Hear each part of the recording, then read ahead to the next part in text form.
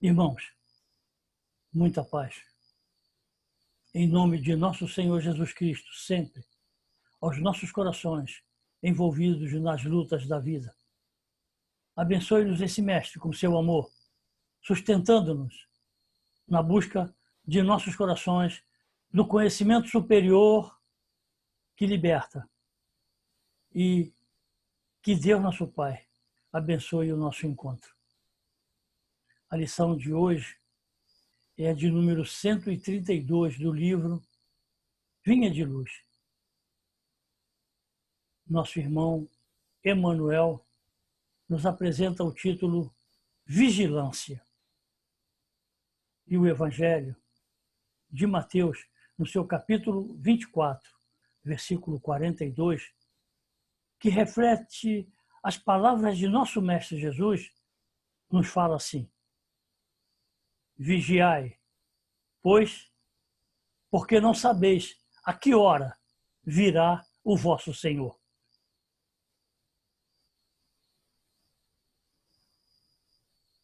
A lição, no seu primeiro parágrafo, ela é muito sugestiva. Se refere a todo aprendiz. Nos diz assim: ninguém alegue o título de aprendiz de Jesus para furtar-se ao serviço ativo na luta do bem contra o mal, da luz contra a sombra.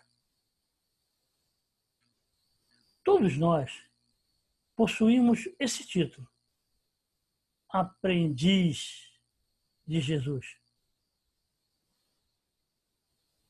Mas, dentro do nosso entendimento e da nossa compreensão, muitos acreditam que o aprendiz de Jesus, o cristão, não pode usar da energia em momento algum da vida. Eles acreditam que, em nome do amor, tudo deve ser submissão e mansidão. Existe um engano nessa parte da interpretação dos discípulos do Mestre. Porque o próprio Mestre nos deu provas da aplicação da energia quando necessária na expulsão dos vendilhões do templo sagrado, do enfrentamento diante dos fariseus, chamando-os de hipócritas.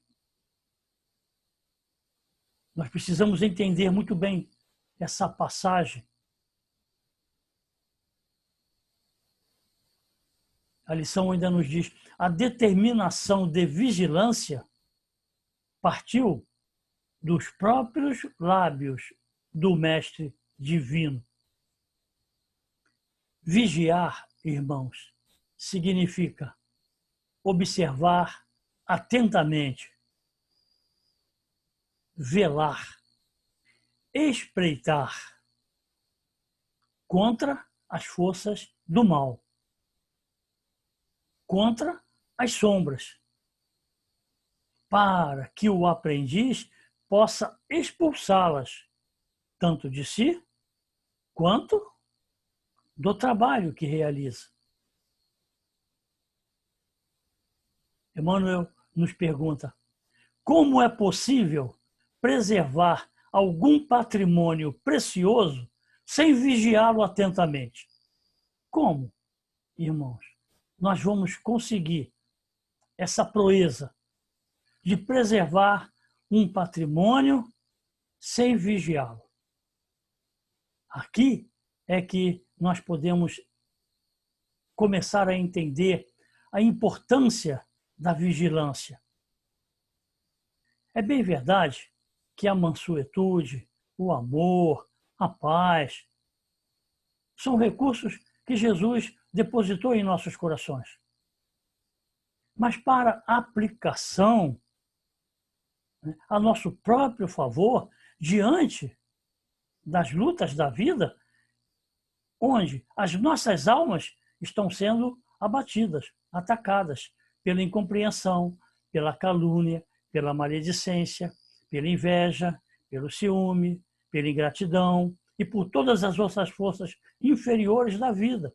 Aí sim cabe ao discípulo de Jesus a submissão integral à vontade dos céus, mas também precisa, né, entender que essa submissão ela é nesses casos de lutas pessoais, resignação, manter a tolerância, a compreensão, a paz em seu coração. Todo aprendiz sabe que não pode deixar-se dominar pela revolta, pelo ódio, revidar as ofensas, vingar-se. Mas a mensagem aqui, Emmanuel pergunta, como é possível preservar algum patrimônio precioso sem vigiá-lo, seja no campo da alma, quanto no campo das instituições socorristas, na prática do bem e do amor. Por exemplo, como é que a Mansão do Caminho de nosso irmão Divaldo Pereira Franco, que é um patrimônio precioso na prática do bem, pode sobreviver sem a vigilância, em todos os sentidos. E a lição nos fala que o homem de consciência retilínea, em todas as épocas, será obrigado a participar do esforço de conservação, dilatação e defesa do bem. O que significa defesa? Ato ou forma de repelir um ataque, resistência. E, normalmente, os patrimônios preciosos, né, as instituições socorristas, estão sempre sendo atacadas, tanto pelas forças inferiores do mundo, tanto quanto pelas forças inferiores da esfera espiritual. Há a necessidade da defesa. E a lição fala que todo homem de consciência retilínea, ou seja, todo homem íntegro, reto, responsável, digno, nobre, em todas as épocas, ele é obrigado a participar desse esforço de conservação, ou seja, na manutenção do bem, na dilatação desse mesmo bem e na defesa do bem. E como é que nós praticamos essa defesa do patrimônio precioso que está entregue em nossas mãos? Como, irmãos? É muito interessante, né? Na obra Os Mensageiros, de nosso irmão André Luiz, no capítulo 20, Defesa contra as Trevas, nós temos ali exatamente a descrição de tudo que precisa ser empregado, todos os recursos para defender-se o bem. André Luiz descreve assim: impressionavam-me, sobretudo, as fortificações. Via a torre de mensagem, o baluarte agudo, elevando-se acima dos fossos, a torre de vigia.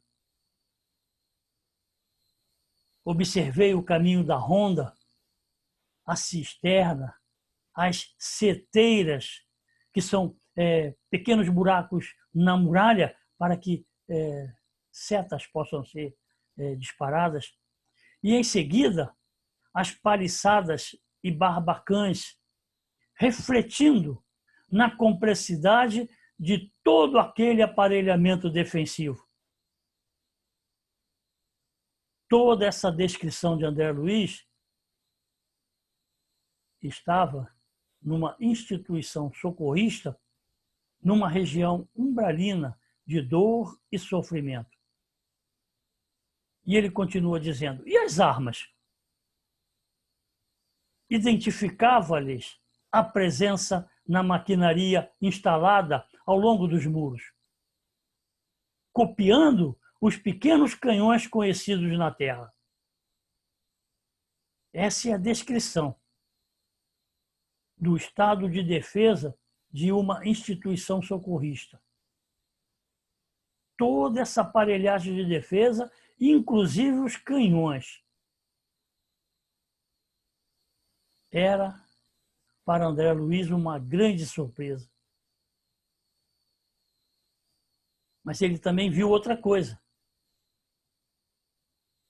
Ele viu no cume da torre de vigia a enorme bandeira de paz, muito alva, tremulando ao vento como largo penacho de névoa. Aí estava toda essa fortificação, mas carregava a bandeira da paz, simbolizando que dali o mal não sairia, não partiria dessa instituição o socorro. O instrutor Alfredo aproxima-se, então, de André Luiz e diz, naturalmente, não imaginavam necessárias tantas fortificações. Conforme veem, nossa bandeira é de concórdia e harmonia. No entanto, é imprescindível considerar que estamos em serviço que precisaremos defender em qualquer circunstância. Esse é o imperativo de todo homem de bem. Defender o patrimônio sagrado e divino com todas as forças, com todo o poder que ele estiver disponível ao seu alcance. Em todos os tempos, como nós já vimos. E o instrutor continua dizendo, enquanto não imperar a lei universal do amor, é indispensável, persevere, o reinado da justiça. Justiça, que também é um atributo divino de Deus, nosso Pai. E essa justiça é que precisa ser aplicada diante da agressão do mal, diante da violência das sombras. E André Luiz então pergunta ao instrutor, mas e as armas? Acaso são utilizadas? Como não? Não temos balas de aço, mas temos projéteis elétricos. Naturalmente, a ninguém atacaremos. Nossa tarefa é de socorro e não de extermínio. Aí está, né, a importância da defesa. Embora a instituição seja socorrista, embora não haja a intenção de atacar a ninguém, a defesa se faz necessária. E André Luiz pergunta, qual o efeito desses projéteis? Assustam terrivelmente, respondeu Alfredo. Mas apenas assustam? Poderiam causar a impressão de morte. Irmãos, como é que os mortos podem, como espíritos, morrer novamente? Só que eles não morreriam. O espírito é imortal, é eterno. Mas esses projéteis elétricos seriam capazes de causar nos espíritos desencarnados a impressão de uma segunda morte. E na lição, Emmanuel como que reforça a importância do Evangelho. Emmanuel nos fala assim: é verdade indiscutível que marchamos todos para a fraternidade universal. Todos marchamos para a realização concreta dos ensinamentos cristãos. Essa é a marcha da humanidade. É a lei do progresso que empurra os homens realmente à evolução moral, à evolução do respeito, do trabalho no bem, do amor ao próximo, da tolerância, da compreensão, do perdão, que são indiscutivelmente os ensinamentos cristãos. E a lição continua. Todavia, enquanto não atingirmos a época em que o Evangelho se materializará na Terra, não será justo entregar ao mal, à desordem ou à perturbação a parte de serviço que nos compete. É aí que entra a responsabilidade do cristão, do aprendiz de Jesus. Todos aqueles que atenderam ao chamado do Senhor e que já se encontram nas fileiras do Evangelho precisam entender a grande responsabilidade da defesa das instituições, das organizações, de todo o trabalho no bem, não permitindo que a perturbação, a desordem façam parte das forças destruidoras do bem.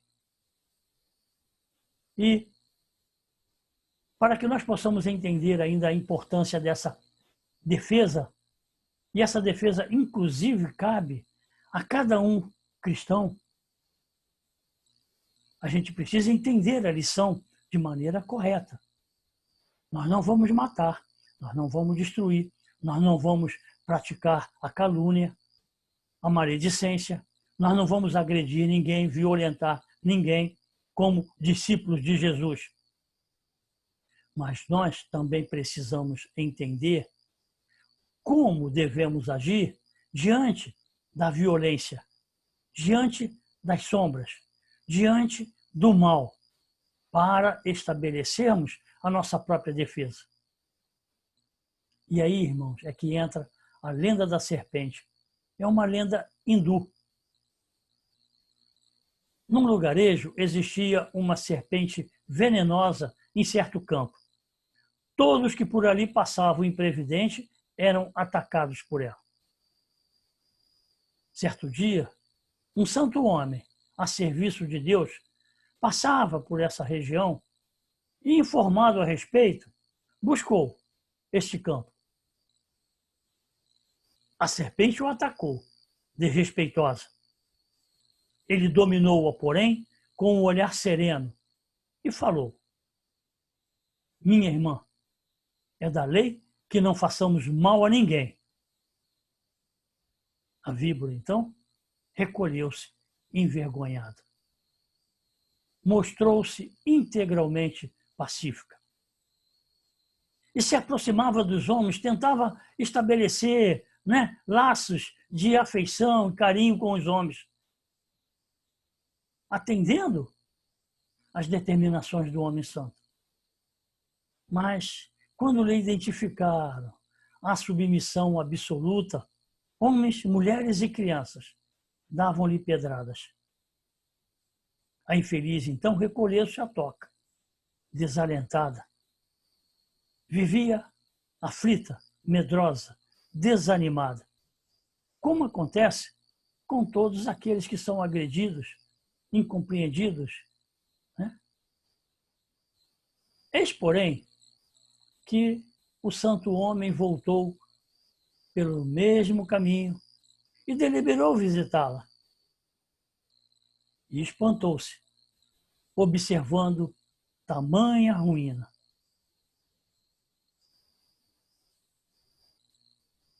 Perguntada, a serpente respondeu: eu desejava ser boa, afável e carinhosa, mas as criaturas perseguiam-me, apedrejavam-me. O santo homem então parou, pensou e disse à serpente: mas minha irmã, houve engano de tua parte. Aconselhei-te a não morderes ninguém, a não praticares o assassínio e a perseguição. Mas não te disse que evitasses de assustar os maus. Não ataques as criaturas de Deus, nossas irmãs, no mesmo caminho da vida.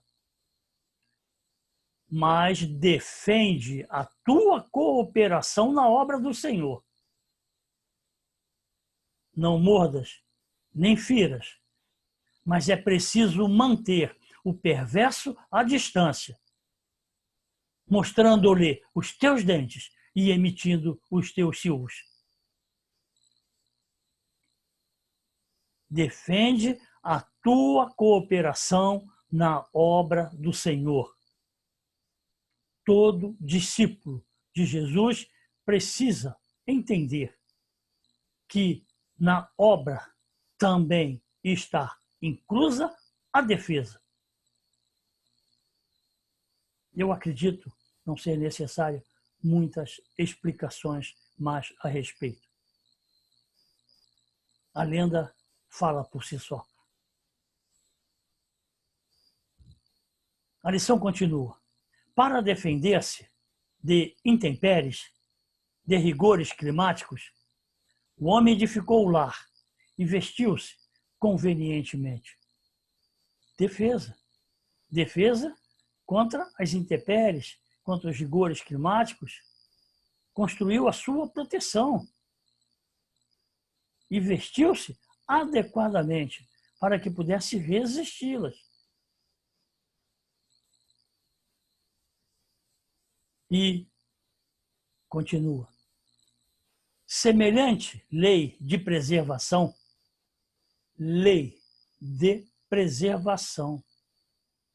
que todo trabalhador do bem precisa cumprir. Essa lei vigora em toda esfera de trabalho no mundo. Toda esfera de trabalho no mundo.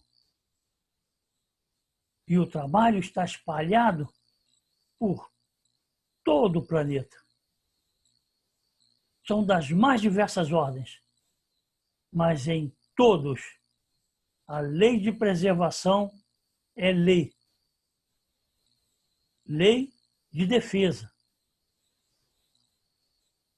As coletividades exigem instituições que lhes garantam o bem-estar e o trabalho digno, sem aflições de cativeiro, o que ninguém suporta, a exploração, a escravização. Então, as coletividades, para que possam viver e viver bem, exigem das instituições garantia de seu bem-estar e condições de trabalho digno. As nações requerem casas de princípios nobilitantes, em que se refugiem contra as tormentas da ignorância ou da agressividade, do desespero ou da decadência. Não podemos permitir que a ignorância se instale como mal, destruindo o bem. Que a agressividade não encontre a defesa necessária, mostrando aos agressores, como a serpente, as nossas garras e os nossos silvos.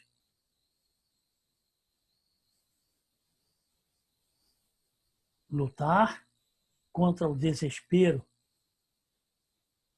e a decadência. Essa é a vigilância que nós precisamos ter. É a vigilância que cabe a todo aprendiz de Jesus, como lá no primeiro parágrafo foi dito. É de todas as épocas, é de todo o tempo, principalmente nos tempos de hoje, nos tempos atuais. Precisamos entender, irmãos, que no serviço de construção cristã do mundo futuro é indispensável vigiar o campo que nos compete. Nós somos os construtores da futura era cristã. Somos soldados do Cristo. Somos mensageiros do Cristo, trabalhadores do Cristo. Ele é o nosso Senhor. E é indispensável que cada um cristão, espírita cristão, tenha a denominação que tiver. A defesa é a ordem do dia. É indispensável vigiar o campo que nos compete e travar o bom combate, a luta, se for necessário.